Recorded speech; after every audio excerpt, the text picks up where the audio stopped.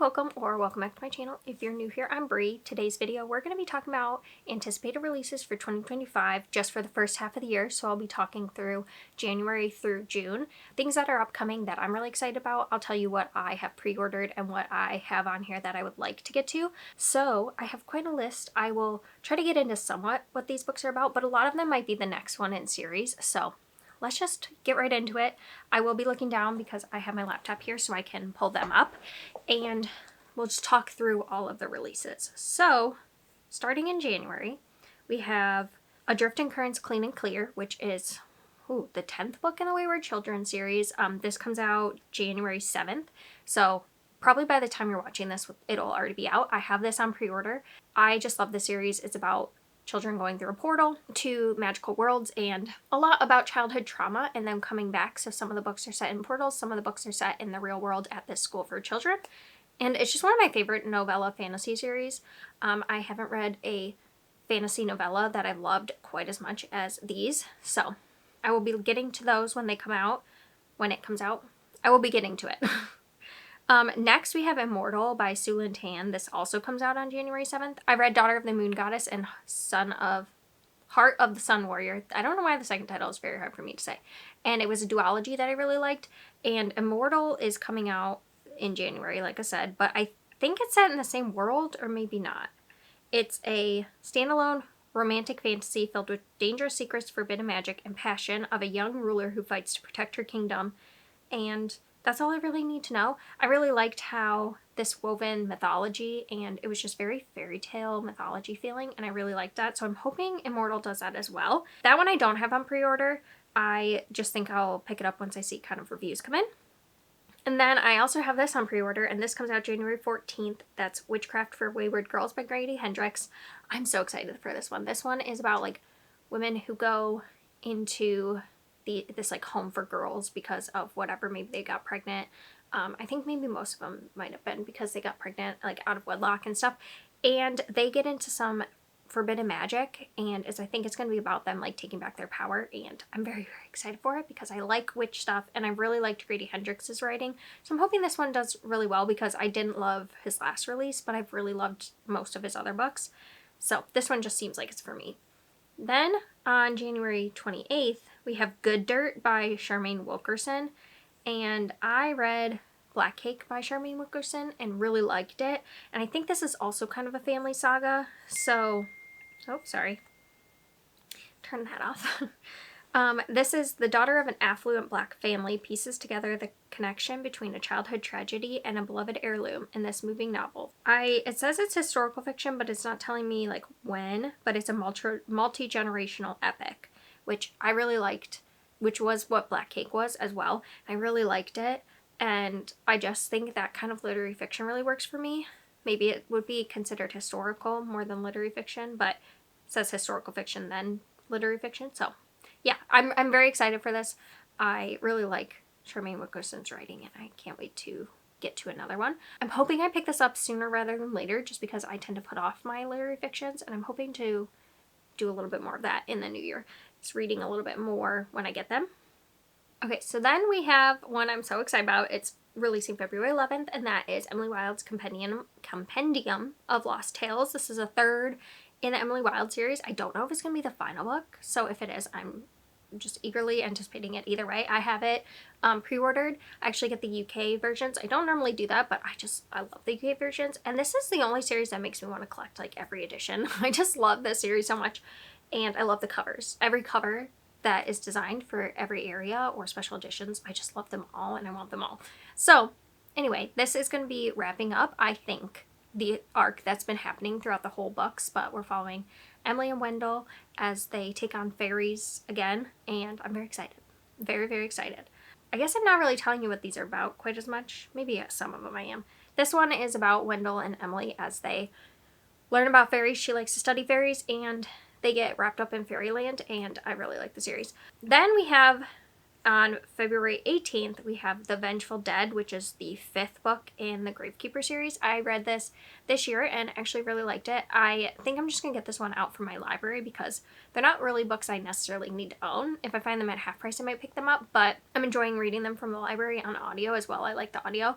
It's a like ghost mystery horror fantasy series. To me, it's shelved under horror, but to me, it reads more like a paranormal fantasy. So we have a woman who, at the beginning of the first book, doesn't remember anything about her life, and she just knows she's on the run from these people in the woods that are trying to hunt her down, and she takes refuge at this graveyard, and she makes friends in the town, and she can see ghosts, and so we are slowly helping her solve ghost mysteries. Sorry if you can hear that. I don't know what that was outside. So we're slowly having to figure out ghost mysteries that each book has, and while also learning about her backstory, and her backstory really came out in the last book, so I think this one's actually going to be like the one that deals the most maybe with what the new plot is going forward. So I'm very excited. I really like this series. I think it's really fun, and I don't have a lot of paranormal like fantasy series that I really enjoy, so I'm very happy I found this one this year. We go to March. So in March we have Finlay Donovan Digs Her Own Grave, which is the 5th book in the Finlay Donovan series, but it's starting like a new arc, and I'm very excited because I liked the cliffhanger that the last one left off on, and I'm just so intrigued by what is going to happen in this one. I know for some people the enjoyment's gone down as the series has gone forward, but I really like it, and I'm still on board, so I will be reading the 5th one for sure. I hope it's just as good, and I hope it's fun and quirky and crazy. Then we have on March 18th, we have The Buffalo Hunter by Stephen Graham Jones. Now, this is one that I haven't pre-ordered because historically Stephen Graham Jones is like an author I want to love, and I really liked The Only Good Indians, but I have yet to give him a 5-star.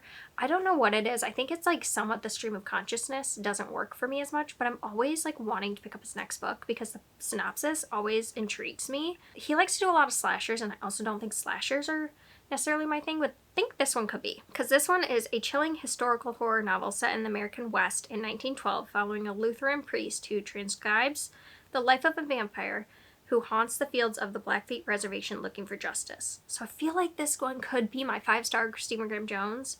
It's historical fiction and vampires and horror. I'm just hoping that the writing style works for me because he's just an author like I want to love so bad, and I really like, but I just haven't yet found that 5-star. So I'm searching for it. So this one comes out on March 18th. Then March 25th, we have in Ashley Winstead, that's This Book Will Bury Me. I read In My Dreams Hold a Knife, and I loved it. It was very unhinged, very college drama. And then I didn't read the next one. I had intentions to, but then it was about like a sex cult and things around consent I was worried about, and I just didn't think that I would be able to deal with that, especially because thrillers and horrors tend to dive like really deep into that. So I skipped that one. That one was Midnight is the Darkest Hour. So I'm very excited for this one. This Book Will Bury Me. It is a chilling compulsive story of 5 amateur sleuths whose hunt for an elusive killer catapults them into a danger as the world watches. So I don't know if that's going to be like they're on TV or something, because this is As the World Watches. Interesting. But it sounds good. It's a thriller mystery. I haven't read a ton of them, but I really want to read ones from authors I've really liked before. So I hope to get to this one because I like Ashley Winstead's writing. I like that she follows multiple perspectives, and I think this one will do that as well. So yeah, I will be picking this one up hopefully. Probably from the library just in case I don't like it, because thrillers tend to not be my favorite genre. Then we move into April. And April 1st, we have a very exciting one, and that's Vera Wong's Guide to Snooping on a Dead Man. This is the 2nd book in the Vera Wong series. I didn't know that it was going to be a series when I read it, but it kind of makes sense because a lot of cozy mysteries do end up being series. But I loved it. I gave it 5 stars when I read it. It's such a fun mystery. We have Vera Wong, who's like an older woman, and she has a tea shop, and one day a man is murdered in her tea shop. She finds him, and she decides, even though she calls the police, that she's going to figure it out on her own. And there's just like this unexpected found family element to it. It was so fun and funny, and I just cannot wait to continue because Vera Wong is such like a character I love to follow, and I have no idea what this one's gonna entail. I really don't want to know too much. I just want to continue on. So then on April 1st, we have one called One of You by Erin E. Adams. I recently read Jackal, which, spoiler alert, because this will be out before my wrap up for January. I really loved it. This one is her newest one. It comes out April 1st, like I said, and it's a mysterious outsider torments 2 Haitian American sisters, forcing them to confront dark secrets from their family's past in this powerful psychological suspense. Sounds really good. I think the last time hers leaned a little horror, Jackal leaned a little horror, and this one has a tag of horror, so I'm interested to see what goes on with that. And I really like a sister duo or like a family dynamics in mysteries and thrillers, so I'm excited for this one. I just really liked her writing style. It was really, really easy to follow, and I really like the audiobook, so I think I will be also checking this one out on audiobook. But yeah, I will be getting to that one because I really liked it, and I liked the blend of thriller horror, because that is a thing I don't get into a lot with thrillers, is if it leans more thriller but has horror element, I think I could like it, but I just need it to kind of go there, you know? I don't like when a thriller makes it seem like it's going to be leaning horror and then it isn't. Example is like, I don't like if it's supposed to be like a haunting and then in the end it's like all real people. Like the Scooby-Doo element of it, like the real person is revealed. I like when it's actually the ghost. So not that the killer has to be the ghost, but I like when there's actually a ghost. I'm going on a tangent, but I feel like Erin E. Adams like weaves in horror and thriller in a way that I've liked from Jackal. So then we also have April 8th, we have a second in a series, and that is The Geographer's Map to Romance. This is the Love's Academic series by India Holton. This one I pre-ordered and I'm excited to read it. I hope it's a little better than the first one, because the first one I liked but I didn't love, and I think it could have been the headspace I was in.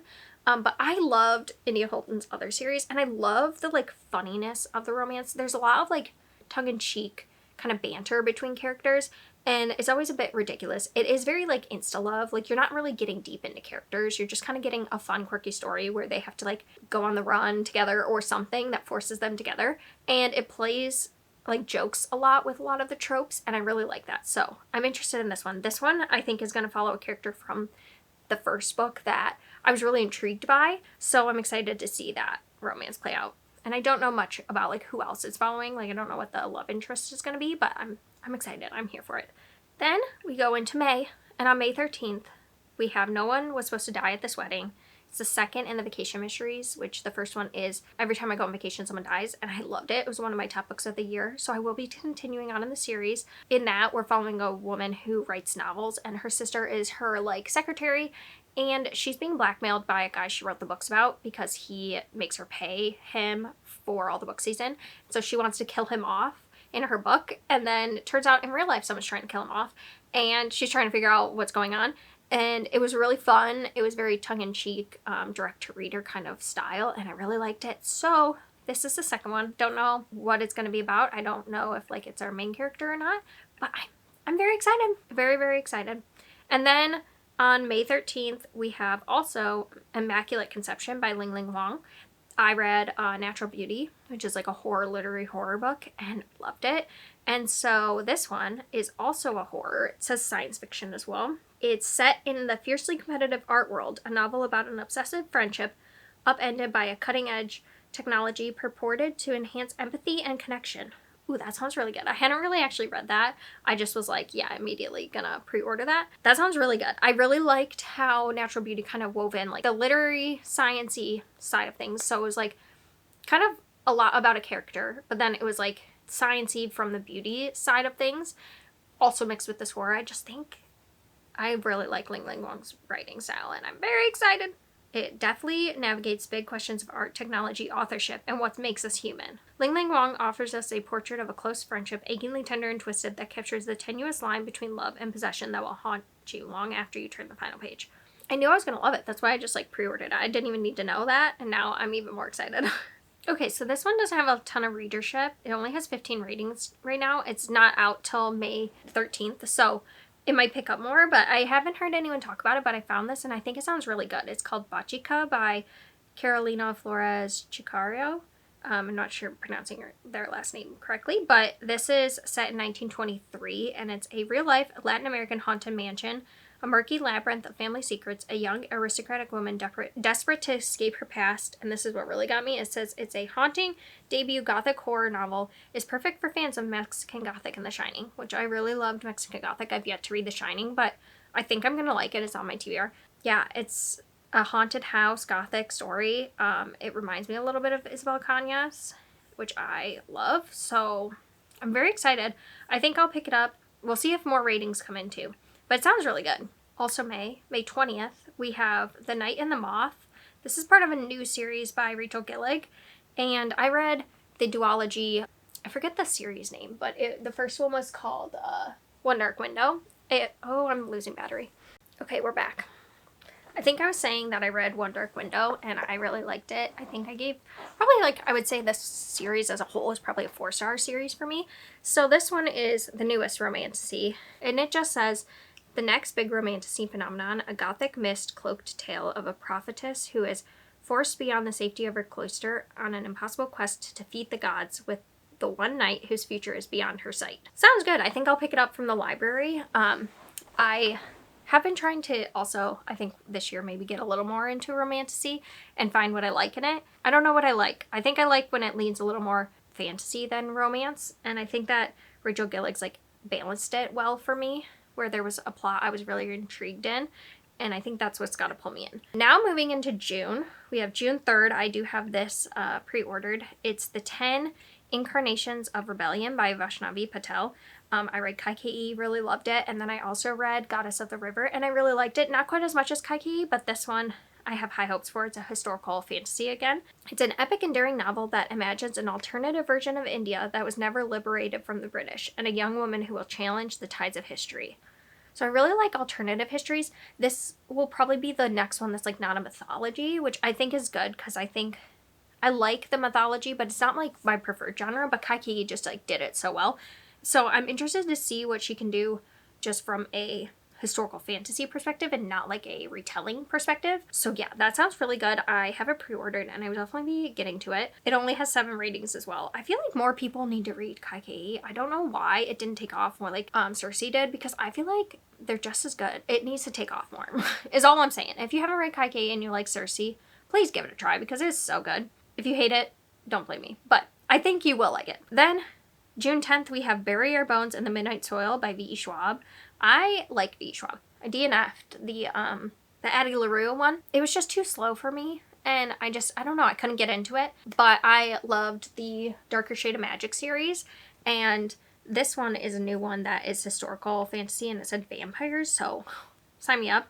It's Santo Domingo de la Calzada, 1532, London 1837, and Boston 2019, and 3 young women, their bodies planted in the same soil, their souls tingling like roots. One grows high, and one grows deep, and one grows wild. All of them grow teeth. I don't know. It sounds good. I typically don't like multiple spanning years, like characters from different years, if that makes sense. Sometimes I just think I don't care about the present storyline. Like anything set in our timeline, I tend to not care about. But I'm hoping that I like this one. So we shall see. But I'm very excited because I like V. Schwab. And then in also June 10th, we have King of Ashes by S.A. Cosby. I've loved pretty much every S.A. Cosby I've read, and I've now read everything, I think. Sorry, I'm looking at it. Yeah, I read all The Sinner's Bleed, Razorblade Tears, and Blacktop Poisoned, and I've really liked all of them. This one is a new one that is a Godfather-inspired Southern crime epic and dazzling family drama.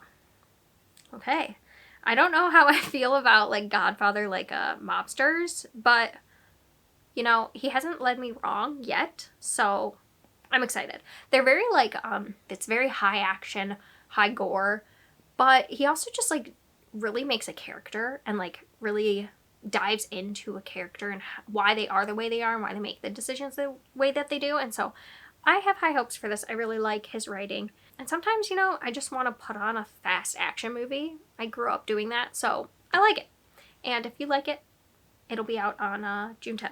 Then June 17th, which I think this might be the last book, but we'll see. We have A Far Better Thing by H.G. Perry. I didn't know they were coming out with another book, and I have still books from them on my TBR, but this one is also historical fiction fantasy. I don't know if I'll pick it up right away, but it's a standalone portal fantasy where Jonathan Strange and Mr. Norrell meets a tale of two cities in a heart-rending fantasy of fairy revenge set during the French Revolution. So it sounds pretty good, but I don't know, because there was one that they did that had to do with, I want to say, A Tale of Two Cities, like, character, and I didn't like that one. I don't like when we, like, have characters from books. I don't know. It just didn't work for me, but this doesn't seem like it's going to have the characters from the books, potentially. I don't know. So, and I like fairies, and I like H.G. Perry's writing, so I think I will give it a go. Yeah, so that is the last one. I will come back to you in the later half of the year to talk you through the last half of the year releases, but I have a lot I'm very excited to get to, and there's a lot coming out in the next half of the year that I'm also very excited about. So stay tuned. If you have any books that are releasing that you want to let me know about or that you're excited about, I'd love to hear it. I think there's so many books that come out and it's just like there's just no way to hear about them all. So I love to hear your recommendations. And then also if you made it to the end of the video, maybe if you want to leave a blue heart if you have nothing else to say, I'd appreciate it. And yeah, thank you for watching and I will see you next time.